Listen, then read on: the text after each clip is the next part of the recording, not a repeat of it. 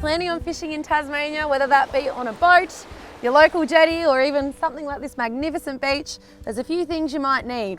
And I'll start with perhaps the most fundamental thing, being a rod and reel. It's really important that whatever rig you're using, you carry a few spares because you may lose a few.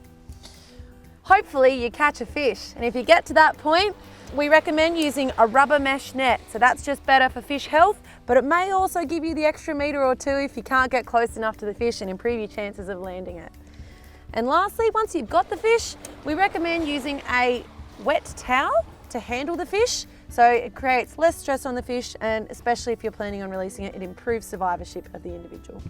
So once you've caught a fish, you really need to measure it to make sure it's within the rules and regulations.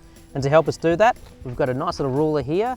We've also got access to the Tasmanian Sea Fishing Guide, and that's got all your rules on things like size limits and bag limits. Once we've caught that fish and landed it, we need to dehook it. So we've got a little dehooker here that's purpose built for that job, and that's really good for making it safe for you to handle the fish, but also dehook them and release them in a good condition. However, if we're going to keep a fish, we need a knife to humanely dispatch it.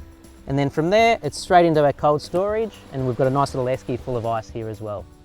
Last little tip, particularly if you're land-based fishing, we've got a bucket of water here from the sea, and that's again going to give you access to water that's really good for handling the fish and keeping your towel wet. So is this where we tell them we haven't caught a fish before? Good luck, guys. Tight lines.